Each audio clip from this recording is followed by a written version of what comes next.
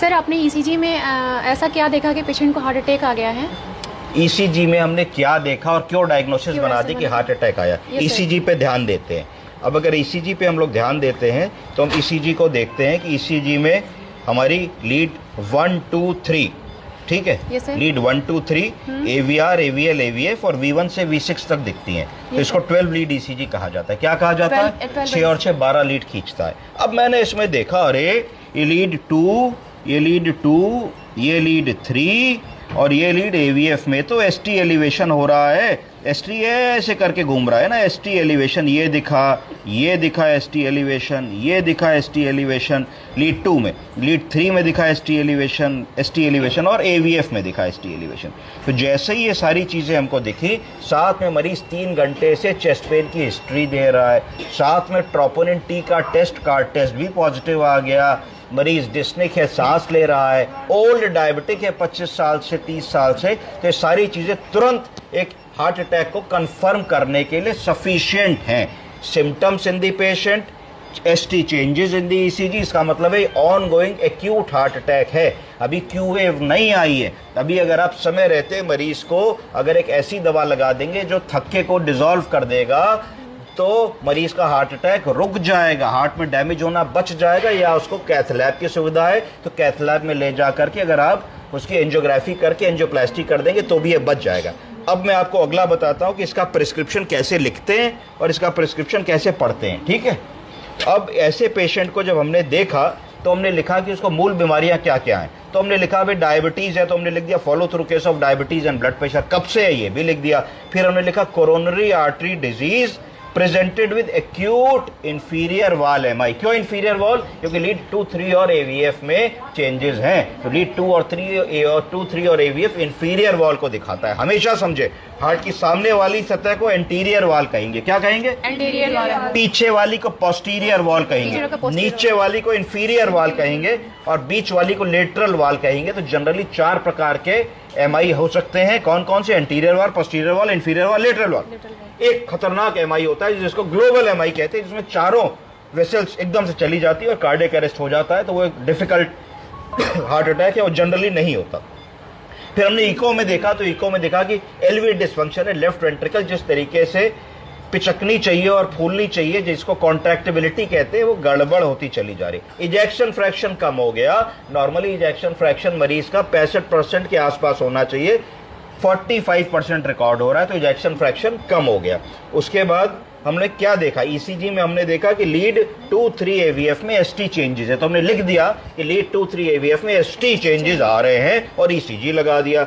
उसके बाद हमने 2D इको करा, तो 2D इको में हमें दिखा कि जो राइट कोरोनरी आर्टरी होती है वो कैसी है हाइपोकाइनेटिक है, हाइपोकाइनेटिक है। इसका मतलब यही राइट कोरोनरी आर्टरी थी जो इंफीरियर वॉल को खून दे रही थी। ये गड़बड़ हो गई है, पतली हो गई है, पिचक गई है, इसके अंदर क्लाट फंस गया है, इसमें एथेरोस्क्लेरोसिस नामक तकलीफ हो गई है, जिससे ब्लड का फ्लो इंफीरियर वॉल में नहीं हो रहा है।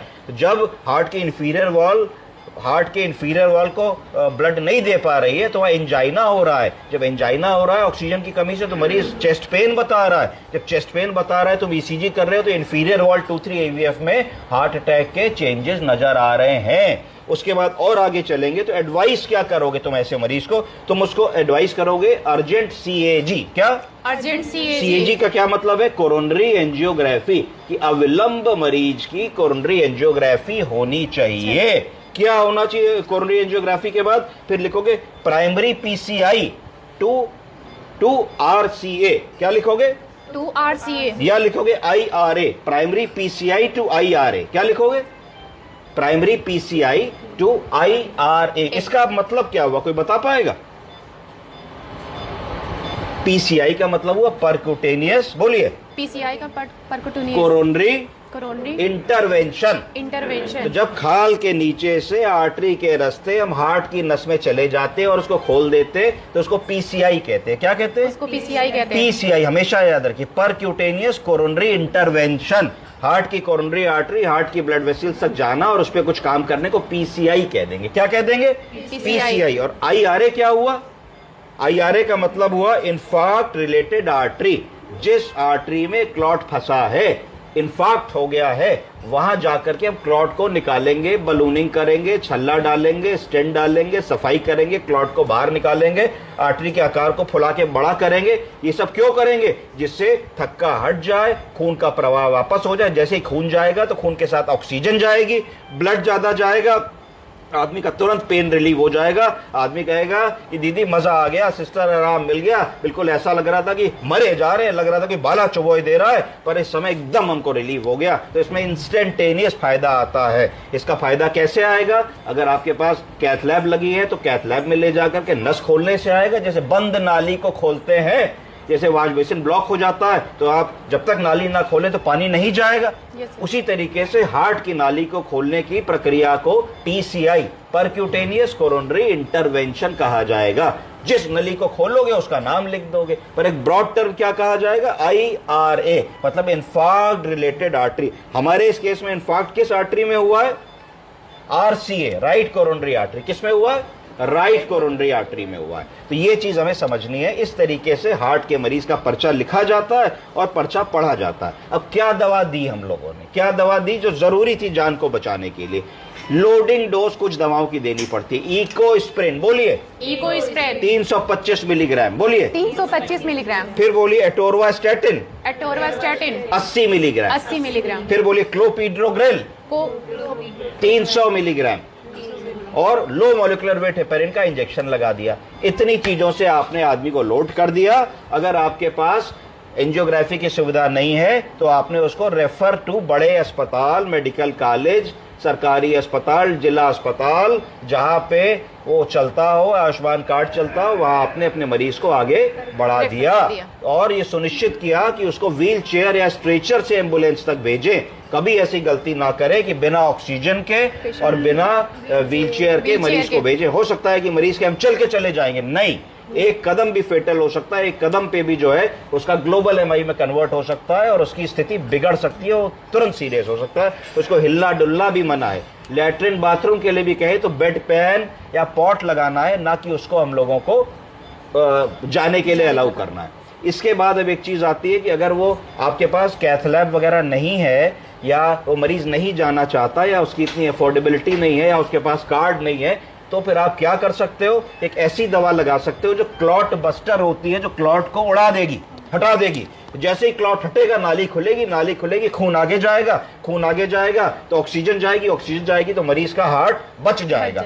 ऐसी दवाओं को कहते हैं थ्रोम्बोलिटिक एजेंट्स। क्या कहते हैं? थ्रोम्बोलिटिक। और इस प्रक्रिया को कहते हैं थ्रोम्बोलिसिस। क्या कहते हैं? थ्रोम्बोलिसिस। थ्रोम्बोलिसिस, थ्रोम्बस को लाइस कर देना। लाइस मतलब घोल देना। क्या कर देना? घोल देना। जैसे आप शुगर क्यूब डालिए चाय में तो घुल जाता है, उसी तरीके से आप किसी तिकड़म से उस क्लॉट के थक्के को, उस प्लाक को, उस 4-6-10 प्लेटलेट के गुच्छे को अगर घोलने की क्षमता वाली दवा दे डालते हैं तो घट से घुल जाएगी। तो ऐसी दवा को कहा जाता है थ्रोम्बोलिटिक एजेंट। कौन से थ्रोम्बोलिटिक एजेंट हम लोग जानते हैं? स्ट्रेप्टोकाइनेज, यूरोकाइनेज और TPI, tissue plasminogen activator, TPA, बोलिए। Tissue plasminogen activator, tenecteplase. ये दवाएं ऐसी होती है कि जैसे ही आप इसको ब्लड में लगाओगे ये सेकंड्स में कड़ से उसको खोल देंगी और उनका ब्लड सर्कुलेशन रिस्टोर हो जाएगा। कुछ इनमें रिस्क होते हैं जो देखना होता है, क्योंकि ये खून को, क्लॉट को उड़ाने की क्षमता रखती है। तो जिन लोगों के अंदर ब्लीडिंग टेंडेंसी है, ब्लीडिंग डायस्थेसिस है, जिनको पाइल्स है, बवासीर है, बलगम में खून आता है या कोई और समस्या है, बीमारी है जिसमें जो है उनको ब्लीडिंग डिसऑर्डर है, तो उसमें वो दवा थोड़ा सा ध्यान से देनी होती है, कॉन्ट्रा इंडिकेटेड होती है, जो आपके कार्डियोलॉजिस्ट बताते हैं कि क्या करना उचित है। एक चीज और समझनी है कि अगर आपके जगह से हार्ट वाली अस्पताल जहां एंजियोग्राफी, एंजियोप्लास्टी करने वाले दूर है और वहां जाने में घंटा, 2 घंटा, 3 घंटा लगना है, तो उस स्थिति में अगर हम थ्रोम्बोलिटिक एजेंट देते हैं तो बहुत मरीज का फायदा होता है, उसकी जान बच सकती है और हो सकता है कि प्राइमरी एंजियोग्राफी के बिना ही उसका हार्ट अटैक रिजॉल्व हो जाए। और अगर आप ये दवा देते हैं और इसके बाद भी वो एंजियोग्राफी कराना चाहे तो करा सकता है, वो रास्ता उसका तब भी खुला रहता है। कुछ समझ में आया आपको? Yes sir. ओके।